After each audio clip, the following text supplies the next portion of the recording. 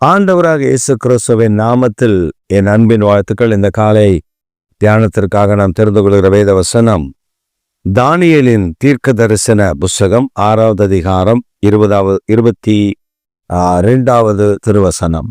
சிங்கங்கள் என்னை சேதப்படுத்தாதபடிக்கு தேவன் தம்முடைய தூதனை அனுப்பி அவைகளின் வாயை கட்டி போட்டார். அதனால் அவருக்கு முன்பாக நான் குற்றமற்றவனாய் காணப்பட்டேன். ராஜாவாகி உமக்கு முன்பாகவும் நான் நீதிகேடு செய்ததில்லை என்றான். பிரியமானவர்களே, தானியேலின் புஸ்தகத்தில் தானியேலை ஜெபித்ததினால், அவன் தானியேல் தேவனை நோக்கி வேண்டுதல் செய்ததினால், அந்த தரிவு என்கிற ராஜ அரண்மனையில் இருந்ததான பிரதானிகள், ஹை அபிஷியல்ஸ், அவர்கள் எல்லாரும் ஒன்று கூடி ஒரு பிரேயர் ஆணையை எடுத்து கொண்டு வருகிறார்கள். ஒரு சட்ட திருத்தத்தை கொண்டு வருகிறார்கள். ராஜாவே, தரிவு ராஜாவே, உம்மை தவிர வேறு எந்த தெய்வத்தினிடத்திலையும் எந்த மனிதனிடத்திலையும் வேண்டுதலையோ விண்ணப்பத்தையோ யார் ஒருவரும் செய்யக்கூடாது. 1 மாதம் அளவு உம்மிடத்தில் மாத்திரம்தான் விண்ணப்பம் பண்ண வேண்டும் என்று ஒரு சட்டத்தை இயற்றி கொண்டு வந்து ராஜாவை கையெழுத்து போட வைத்து விட்டார்கள். அந்த மனிதனும் கையெழுத்து போட்டு விட்டார். அது பாஸ் ஆகிவிட்டது, சட்டமாக்கப்பட்டது.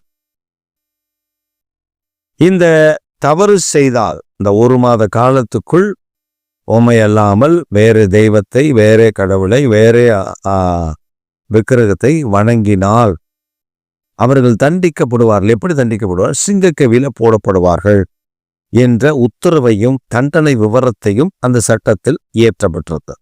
ஒரு சட்டம் என்றால் அந்த சட்டத்தில் குற்றம் என்ன, அந்த குற்றம் இழைத்தவனுக்கு தண்டனை என்ன, அந்த தண்டனை எவ்வளவு கோரமாக இருக்க வேண்டும், அதற்கு ரெமெடி இருக்கா அல்லது அதுக்கு ஒரு விடுதலை இருக்கா, அதுக்கு ஜாமீன் இருக்கா, இதெல்லாம் அந்த சட்டத்தில் இயற்றப்படும் போதே சட்டத்தினுடைய வரைவுகள் அது தெளிவாக சொல்லப்படும்.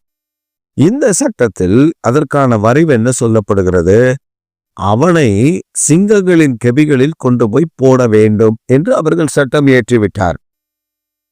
இந்த சட்டம் இயற்றப்பட்ட போது தானியேலுக்கு தெரியும் அந்த பத்திரத்திற்கு கையெழுத்து வைக்கப்பட்டது என்று தானியேல் அறிந்த பொழுது, when Daniel hears about this law and it was signed, it was sealed by the king, அந்த ராஜாவிற்கு கையெழுத்து வைத்து விட்டார் என்று இவன் அறிந்த பொழுது, he ever get back from his worshipping thing. ஆராதிக்கிற காரியத்தை விட்டு அவன் பின்வாங்கவில்லை. எப்பொழுதும் போல 3 வேளை தேவனை துதிப்பது, தேவனை ஆராதிப்பது, முழங்கால் படியிட்டு எருசலேமுக்கு நேராக விண்ணப்பம் பண்ணுவது தொடர்ந்து செய்து கொண்டிருந்தார். இதை இந்த பிரதானிகள் கவனித்தார்கள். தானியேலை கட்டி கொண்டு போய்விட்டார்கள் ராஜாவின் இடத்துல. தரிவு ராஜா அவனை காப்பாற்ற நினைக்கிறார். சட்டத்தில் ஓட்டை இல்லை. பிரதானிகள் சொல்லிவிட்டார், ராஜா கையெழுத்து போட்டதை மாற்ற முடியாது. You have to complete, அதை நீ நிறைவாக்க வேண்டும். அப்ப ராஜா என்ன செய்வாரு? உடனே தானியேலை கட்டி கொண்டு போய் சிங்கத்தின் கெபியில் அவனை போட்டு விட்டார்கள். அவன் சிங்கத்தின் கெபிக்குள்ளாக கிடக்கிறான். ராஜாவுக்கு தூக்கம் இல்லை. தரிவு ராஜா இரவெல்லாம் தூங்கவில்லை, விழித்திருக்கிறான். தானியேலுக்கு என்னாச்சோ, தானியேலுக்கு என்னாச்சோ, தானியேலுக்கு என்னாச்சோ என்று கலங்கி கொண்டிருக்கிறார். எப்பொழுது விடியும் என்று பார்த்து கொண்டிருந்தார். விடிந்த பொழுது வேகமாக வருகிறார் அந்த கெபியின் இடத்து. ராஜா துயர சத்தமாய், 20வது வசனம் சொல்லுகிறது, அந்த தரிவு ராஜா துயர சத்தமாய், தானியேலே, நீ இடைவிடாமல் ஆராதிக்கிற உன் தேவன் உன்னை தப்புவிக்க வல்லவராய் இருந்தாரா? தழுதழுத்த அழுத குரலில் அவன் கேட்கிறான், டேனியல், டேனியல், நீ இப்படிப்பட்ட காரியத்தில் இப்படி இவர்கள் செய்திருக்கிறார்கள், நான் என்ன செய்வது? உன்னை காப்பாற்றினால் இயலவில்லை. ஆனால் நீ ஆராதிக்கிற தேவன் உன்னை தப்புவிக்க வல்லவராய் இருந்தாரா? முதல்ல எடுத்த உடனே டேனியல் மகிழ்ச்சியோட சொல்லுகிறார், ராஜாவே நீ வாழ்க, long life to the king, king long live அப்படின்னு சொல்லிட்டு வாசி சொல்றா. சிங்கங்களின் வாய்களை தேவன் தம்முடைய தூதர்களை அனுப்பி கட்டினார். கட்டது மட்டும் இல்ல, ஏன் அவர் கட்டார் தெரியுமா? நான் அவருக்கு முன்பாக குற்றமற்றவனாக இருந்திருக்கிறேன். இரண்டாவது, ராஜா உமக்கும் நான் நீதிகேடு செய்ததில்லை. He explained his purity. He followed his king. அவன் தன்னுடைய ராஜாவை எவ்வளவு தூய்மையாய் பின்பற்றின என்பதை விளக்குகிறான். King was rejoiced. இந்த காலை வேளைகள் 2 சாட்சிகள் நமக்கு வேண்டும். ஒன்று, தேவனுக்கு முன்பாக நாம் குற்றமற்றவர்களாய் நிற்க வேண்டும். இரண்டாவது, மனிதர்களுக்கு நீதிகேடு செய்யாதவர்களாய் இருக்க வேண்டும். சிலர் தனக்கு அதிகாரம் கிடைத்து விட்டால் என்ன செய்கிறோம் என்று தெரியாது. தன் கரத்தில் அதிகாரம் இருக்கிறது என்பதற்காக ஏழைகளை பாடாய்படுத்துவார்கள், வேதனைப்படுத்துவார்கள், துக்கப்படுத்துவார்கள், துயரப்படுத்துவார்கள், காயப்படுத்துவார்கள். எனக்கு தெரிந்த ஒரு மனிதன், அந்த மனிதன் இப்படிப்பட்ட காரியத்தை செய்தார். ஒரு ஸ்தாபனத்தில் அந்த மனிதனுக்கு ஒரு பதவியை கொடுத்தார்கள். அந்த பதவியை பெற்ற உடனே தன் நிறைக்கிற நண்பர் அவருக்கு சபைகள் இருக்கிறது, ஏராளமான சபைகள் இருக்கிறது. அதில் இவருக்கு ஒரு சபையின் மேல் கண். வன்மம் நண்பன் தான், ஆனால் இருதயத்தில் வன்மம் இருக்கிறது.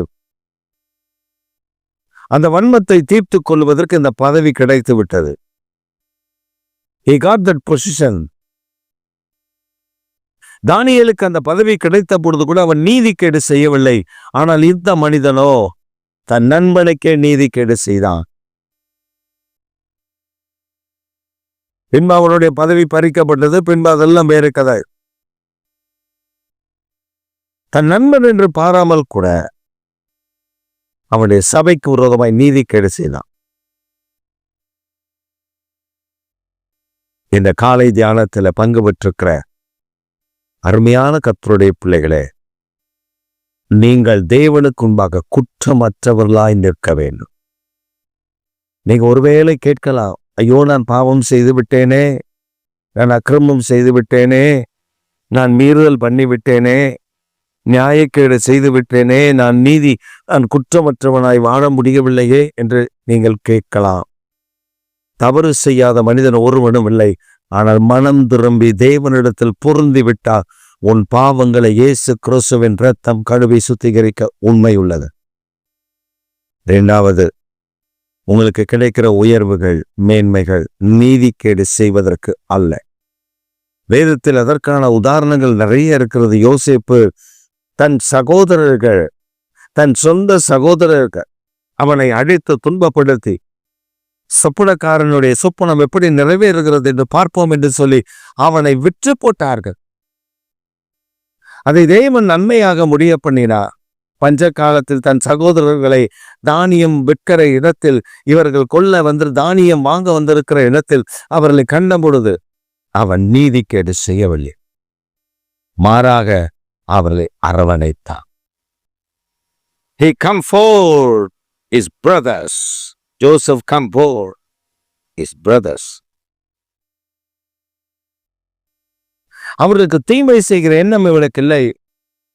ஆண்டவர் அதை மாற்றினார். இந்த காலை வேளையில உங்களை குறித்து தேவன் கொடுக்கிற சாட்சி மேன்மையாய் இருக்க வேண்டுமே. ஆனால் நீங்கள் குற்றமற்றவர்களும் நீதிகேடு செய்யாதவர்களுமாய் இருங்கள். கர்த்தர் உங்களுக்கு தீமை செய்தவர்கள் தான். யோசேப்புக்கு தீமை செய்த போத்தேபார் அங்கதான் இருக்கா. யோசேப்புக்கு தீமை செய்த சகோதரர்கள் அங்கேதான் இருக்கிறார்கள். அவனுக்கு பொல்லாப்பு செய்தவர்கள் அங்கதான் இருக்கிறார்கள். ஆனால் அவன் ஒருவருக்கும் தீங்கு செய்யாமல் எல்லாரையும் அரவணைத்து அவர்களை பாதுகாக்கிற பதவி பொறுப்பு அவனுக்கு கொடுக்கப்பட்டதை அவர்கள் அழிவதற்கல்ல, அவர்களை காப்பதற்கென்று அவன் பயன்படுத்தினான். இந்த காலை வேளையில் கர்த்தர் உங்களை அந்த நிலையில் மேன்மையாய் வைக்கப் போகிறார்.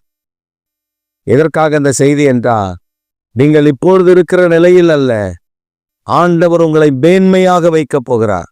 அப்ப நீங்க ஒரு தீர்மானம் எடுக்கணும். நீங்க என்னை மேன்மையாக வைக்கும் பொழுது நான் மற்றவர்கள் எனக்கு செய்த தீமையை நான் செய்ய மாட்டேன், மாறாக நான் நன்மையை செய்வேன். ஒப்பு கொடுங்க. கர்த்தர் பலத்த கிரியைகளை செய்து உங்களை மேன்மைப்படுத்துவார். நீங்கள் சாட்சி கொடுப்பீர்கள். ஆமென்.